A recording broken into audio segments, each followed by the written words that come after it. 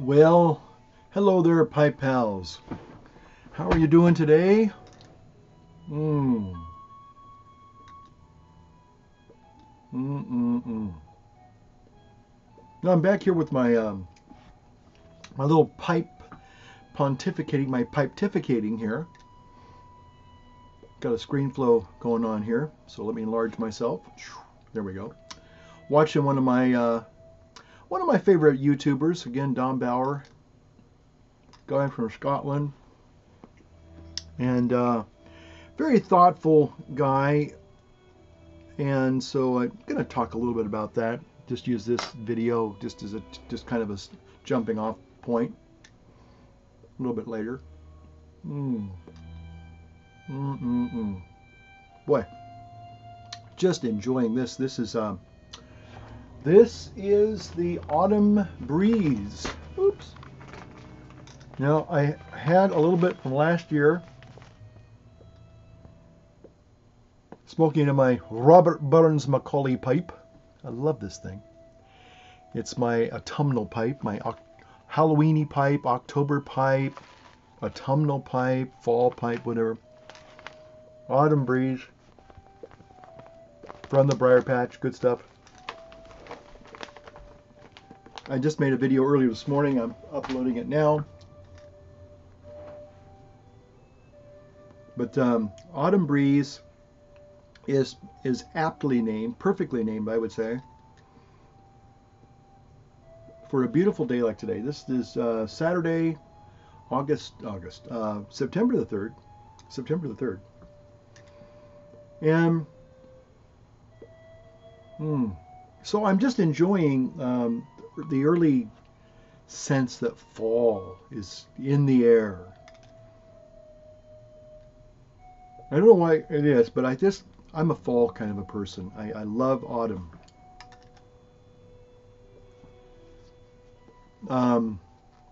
Always have, always will. The temperatures are just perfect for me. Again, perfect pipe smoking weather. You can do it outside, and here inside my man cave here.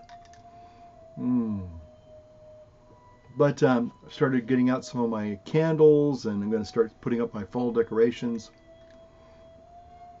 And essentially, it's just this time of year is just awesome. And I've got some of my autumnal coffee here. You can see Dom's drinking his vegan coffee. But anyway, I just wanted to get on here and just kind of just make a video. Not for any particular reason, but I just wanted just to light up a pipe and have a conversation, have a talk. Here I am with my what's his name, Hazel Vizard video here, where I'm going to be talking about very profound things because I am, after all, Hazel Vizard. Yes. But anyway, so I don't know. I have to say, although I love many of the YouTube pipe presenters that I followed over the years, and I know there's a lot of you new guys and gals out there. Shout out to Sue Dunhill. Sue Dunhill was talking about one of her Dunhills, a ruby. Was it a ruby root? Anyway, it just sounds like a gorgeous Dunhill. And I have a briar root, I think. Do I have a briar? No, I have a root briar. I forgot.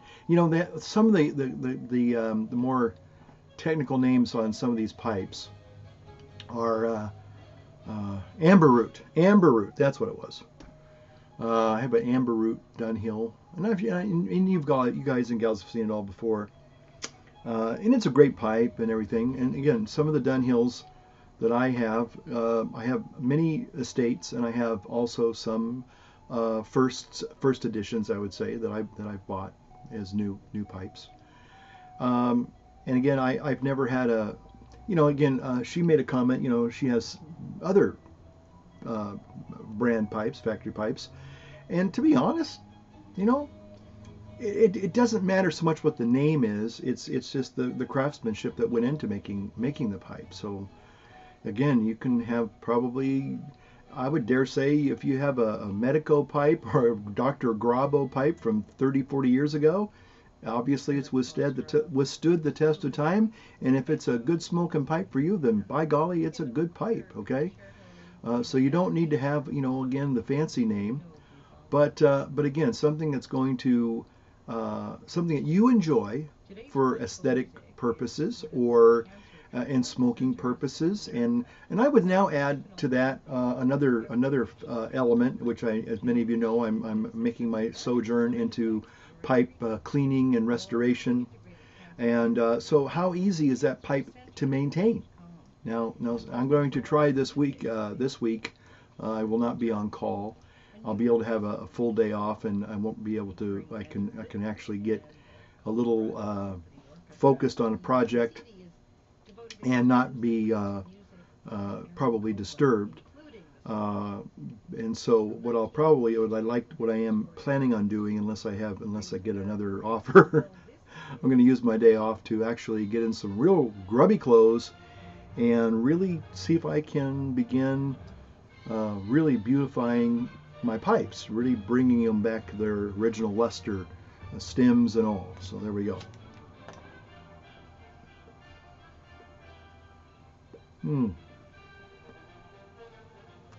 This is a very sweet tobacco.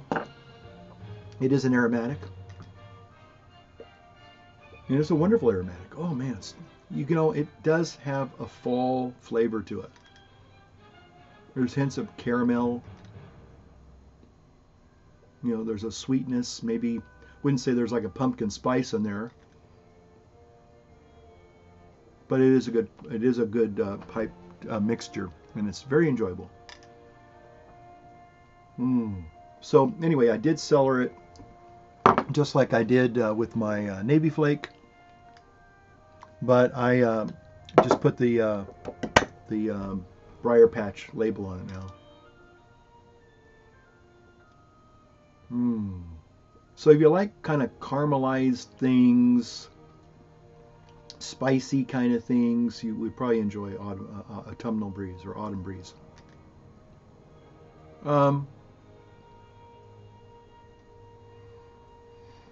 Has a wonderful announcement. I mean, it's one of those few tobaccos that kind of almost tastes the way it smells. That's all I can say. And yes, you can order online. Those of you are saying, but how can I buy some of it? I want some. How do I get some? You can order online from the Briar Patch. So somebody said they liked my old ScreenFlow videos here. So let's go here and see if we can find real quick. We'll come back to Don Bauer here in a minute.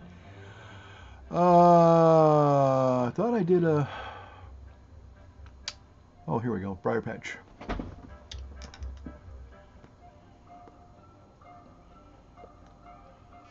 Okay. Oh, boy. Look at those beautiful pipes there. Look at that. I love that. Okay. So, shop, bulk pipe tobacco. And let's see if they have Autumn Breeze in here. Ah, there it is, right there, folks. Autumn Breeze. Quick view. Hey, I think I can buy it online cheaper than you can in the store. Okay, Burley, Virginia, Black Cavendish. Ooh, I love Black Cavendish. With a flavor of aroma familiar to those of warm spices of the holidays. Oh, you betcha. You betcha. So, Autumn Breeze. Okay. Okay, can I go back now to what I was looking at before? Let's see here. I'm just now learning how to actually use the browser the way it's supposed to be used. Oh, that's this Briar Patch, YouTube. There we go. You need a website. Well, shut up. I hate commercials. Okay, we'll go back here. There's my hero there. This video is just a morning chat. I'm just woken up. Logan's off to nursery. I've got my more than a pint of milk. I've got here 650 mils of milk. Did I say milk? You said milk, yes, you did. 650 mils of coffee with all my stuff in it. Yeah. Almond and Almond milk. Yeah. Yeah. So anyway, and I got here my my autumnal coffee, and what I did was now the only thing I'm probably going to add to this mixture um, is some turmeric. Turmeric, because again, it is great antioxidant stuff. So, but I've got in this right now, and it's kind of I just made an instant blend for those quick mornings when I'm kind of in a hurry. I've got to get to mass. I've got to whatever I've got to do. And so, although it's an instant coffee, it's the Nescafe Classico, which is actually pretty good for an instant. Now, I know some of you coffee purists out there are just, oh, I can't believe you drink instant. Well, again, it's how you make it. And so what I did with this particular one is I added some, and it's actually it's just downright. I mean, you would not know this is an instant coffee, but I doctored it up with some cocoa powder. I doctored it up with some allspice, because it's autumn now, and some cinnamon. And I think I will add to it some turmeric as well. I think that's going to be awesome. Turmeric's great stuff. So there you have it. And I got my old boy here. I don't know. This is a Calibri, I think.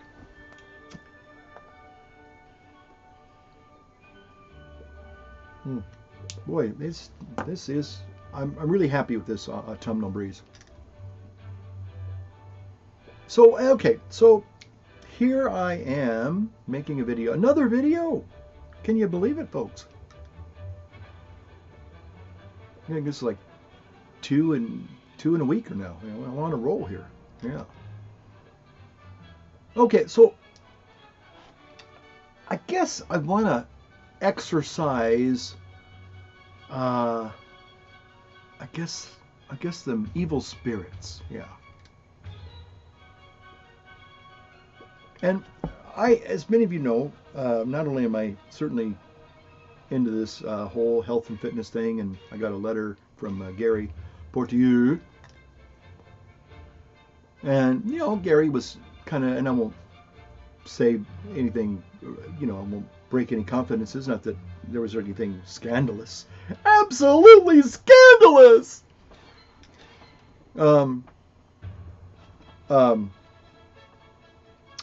But we all struggle, I think, if we're honest, with our weight, and trying to do the right thing. I think most of us realize there's some point in our lives where we realize, I've got to do something. What can I do? Let me move this chair up a little bit. Let's see if that'll work. Okay. And because if we don't do something, nothing's really going to change. The old saying is, if you don't change, then nothing's going to change. So you've got to accept the way life is, accept life on life's terms, and deal with it. And there's been periods of my life where I do okay with that, and then there are times in my life where I don't do so good with that.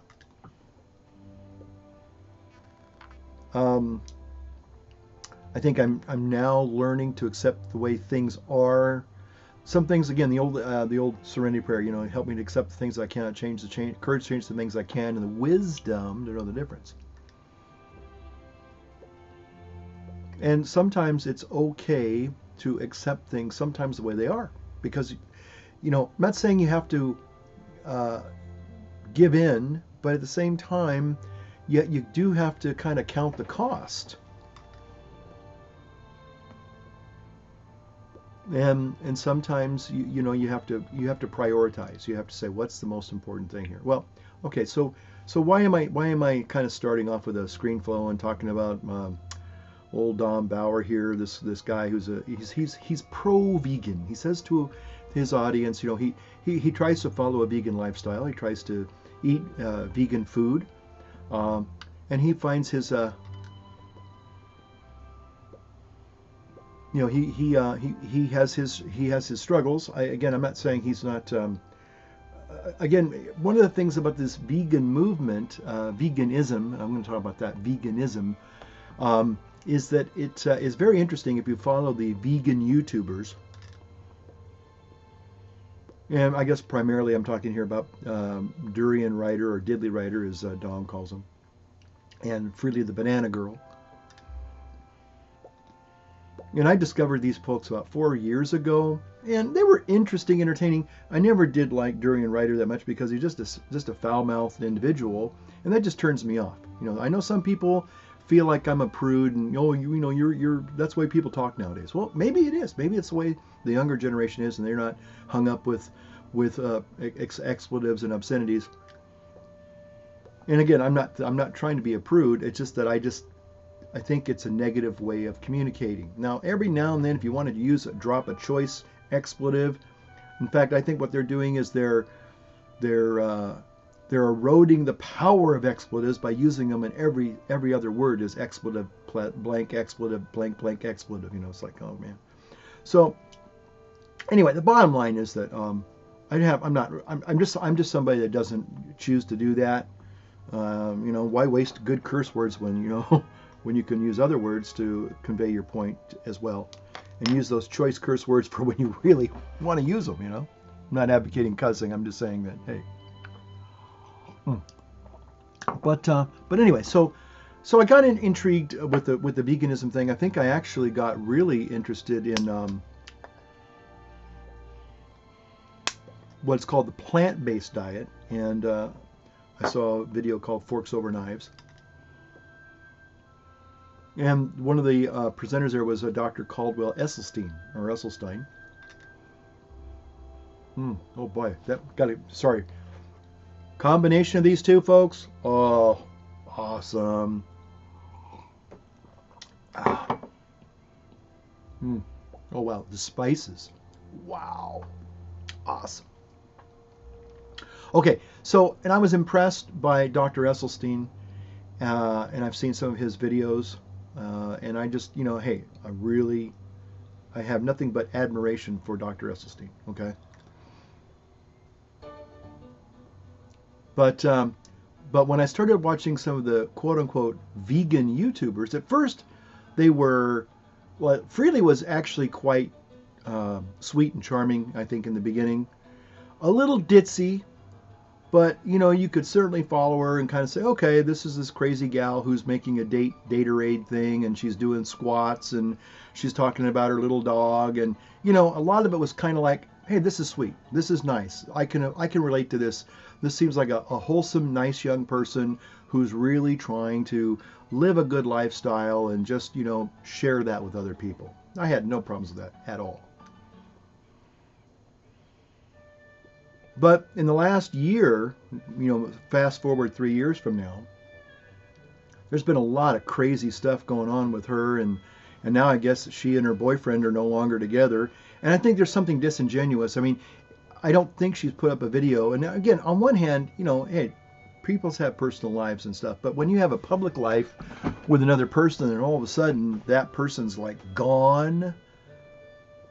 She also had a little dog named Figsy. Where did Figsy go? Some people have said the dog was killed either by accident or something bad really happened to the dog. Now maybe I think they were trying to feed it a vegan diet, and that might have made it sick, and that could have killed it. But the sad thing is that this person who was kind of like one of the people that kind of started this whole veganism kind of thing on YouTube, has lots of followers. They're kind of declining now. Was somebody that people enjoyed watching. I mean, I remember literally, just enjoying her videos. But in the last year, she became kind of, super militant, and pretty much saying if you're an animal eater, if you eat animals, you really don't deserve to live. And so then, as she's getting more shrill, then this other guy named Vegan Gains shows up, and he just is absolutely repulsive. If anybody thought about going veganism, just watch some of his videos, and you pretty much say, to hell with that. Thank you very much. Got to get a pipe cleaner.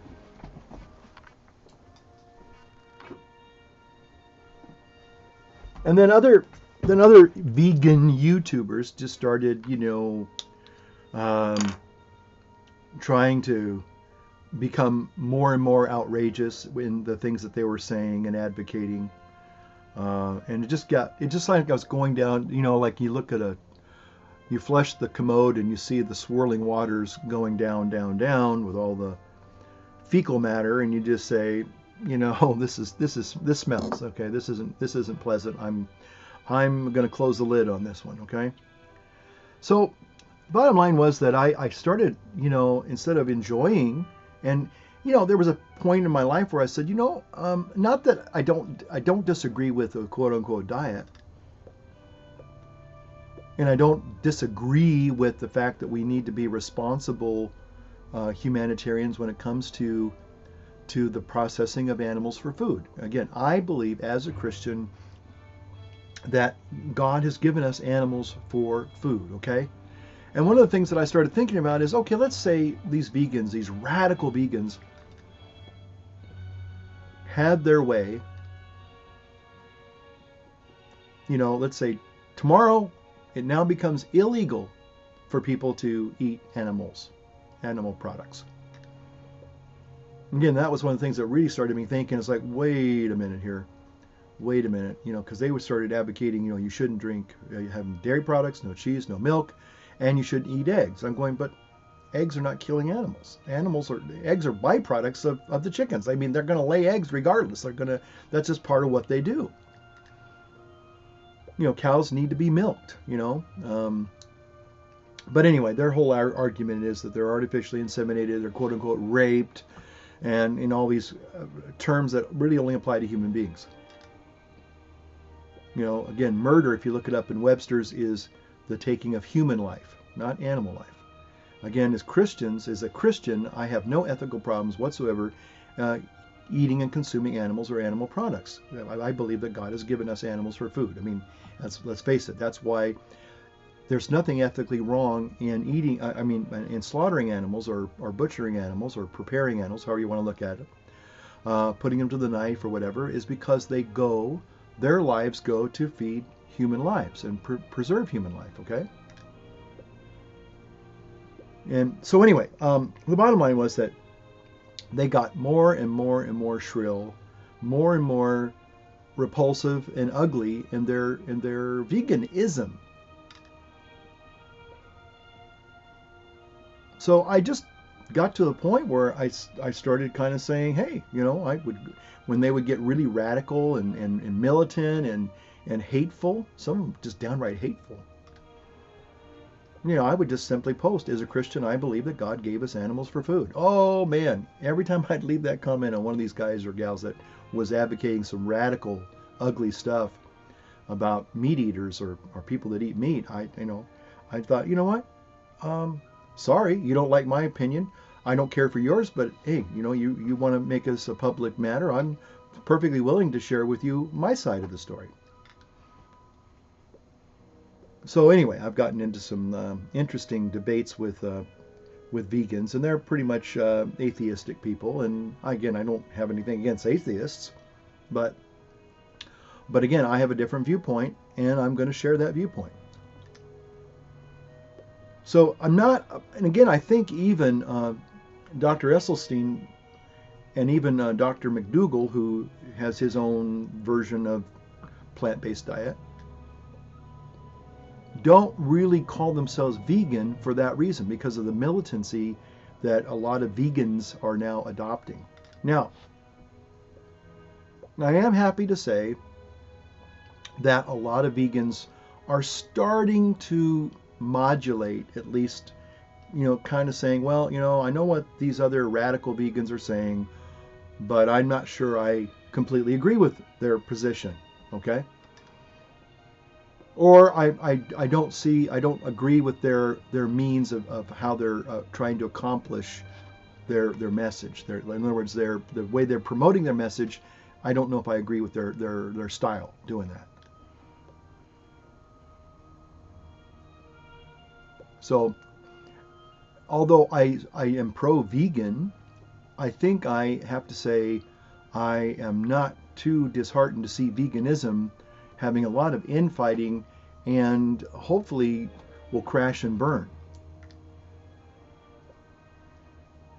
I think you attract people more by sharing um, your life in a positive way without attacking other people. That doesn't mean you have to agree with everything that, say, your opposition may subscribe to. I don't think that that's again. You don't acquiesce and say and be phony. You say, I agree with you." This guy here, Dom Bauer. I guess some people even attack him because of. I think he one time had a video where he was talking about using honey of all things, and some vegans jumped on him. I think because they thought, "Oh, honey's not vegan." I mean, you might think, well, why wouldn't it be vegan? Well, I guess because it's exploiting the bees, stealing their honey. It's their honey, doggone it!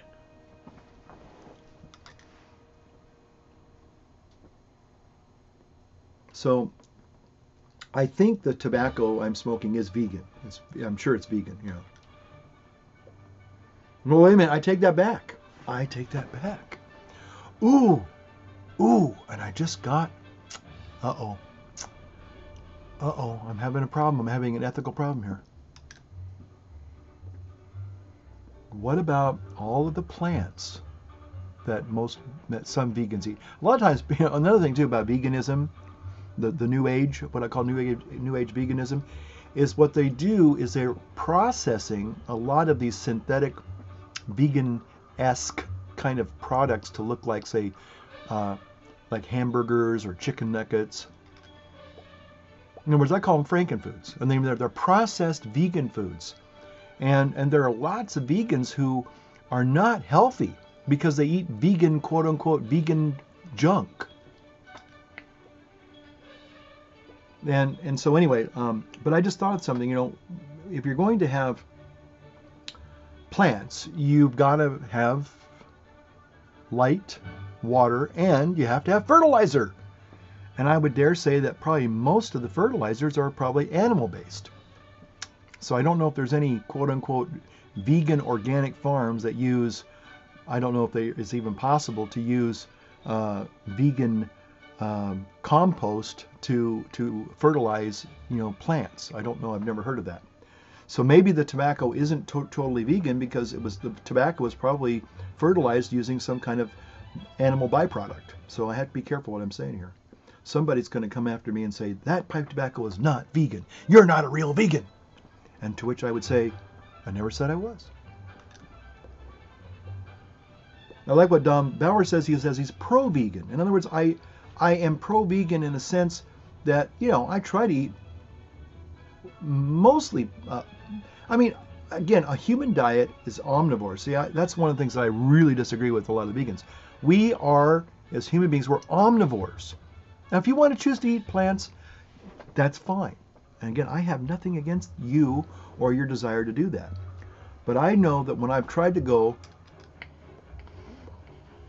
vegan, quote unquote, no plant-based, no animal-based products, my health starts to decline. Don't know what it is. It's probably just because of lack of protein, basically. But I get really weak. I get lightheaded. I get sick. And then all of a sudden I introduce a little bit of protein, and my golly, is my world a whole lot better.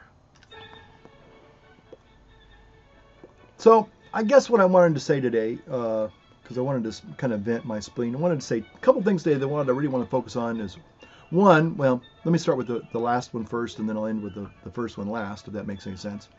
One of the things that I wanted to kind of just vent my spleen over is the fact that, veganism as a movement, again, it may have some positive elements from an ethical, for an animal rights person again, if again, nobody is advocating, and I'm certainly not advocating, let's go out and torture and destroy, kill animals wantonly and irresponsibly. That's not what I'm talking about. One person said that their animals are tortured for fun and then killed. It's like they go through. It's like people to get their sick fantasies and they torture the animals before they're actually euthanized. No, most of them are pretty much euthanized pretty quickly. I mean, there's no point in trying to have a flailing, suffering animal when you're trying to, process it. In fact, you can go online, which is interesting, and they have videos, start to finish, of processing lambs, cows, pigs, and again, I mean, it's not something that's necessarily pleasant, but it's not, now again, I can't speak for every place that produces animals, prepares animals, processes animals, slaughters animals, but the ones I've seen are quite humane. They're again, now some people say, oh, that's all propaganda. Well, maybe, I think PETA has a lot of propaganda to it as well. Just saying. But I have seen some, and they're humanely dispatched. I mean, I don't see. I mean, it's a quick euthanizing process, whether it's a bolt gun, or somebody said, oh, they strangled the poor animals and they're suffering throughout the whole process. I'm going, the processing videos that I've seen, no, actually they're put down pretty quickly. Within a second, they're gone, and then the rest of it's just, they're just, it's the apparatus that goes from one stage to the next stage and, comes out as a package of meat. So it's not like you're in this sick, cruel thing where you're, and torturing an animal and it just, suffering endlessly for hours upon hours, and, you're ripping its flesh off while it's still alive. It's not like that. So, I mean, if it was truly that would be horrendous, and nobody would want to see that. But again, I think most people realize that, again, an animal has to be dead before you can process it. Having an animal alive, that's hideous. Now, has it always been as humane as we'd like to, some of the videos show? Has there ever been an animal that maybe has been partially, left alive by accident or something, or has it fully been conscious or whatever? Or possibly. I mean, I'm not going to say hasn't been that example, but at the same time, majority of animal processing, meat processing, is done very efficiently, and I don't think there's a lot of cruelty involved. Okay, that would be kind of sick. I don't know how anybody could even do that. Not to say that there aren't people that could do that. Well, you can find sickos in any walk of life. Okay, so it's not beyond the realm of possibility. But again, the majority, those would be the exception. The majority, the ordinary part of it is just, it's just a process that takes place, and nobody's out to try to get sick jollies off of hurting poor animals. I mean, again, it isn't. I think they look at like all these packaging places, these animal processing places are run by Nazis and people like Jeffrey Dahmer, in Nazi uniforms, that type of thing. I don't think that's the case at all. It's just people who have a job, and then their job is to process animals for food. And animals and people eat animals. God has given us animals for food. So that was the one thing I want to talk about. And then the other thing is, again, I just have to say I love fall. Fall is, without a doubt, perfect pipe smoking weather. And there's just something that pipe smoking and autumn go together. It's like peas and carrots, peanut butter and jelly, Dunhill pipes, or well, at least pipes and pipe tobacco. It's a perfect marriage made in wherever you live. Fill in the blank.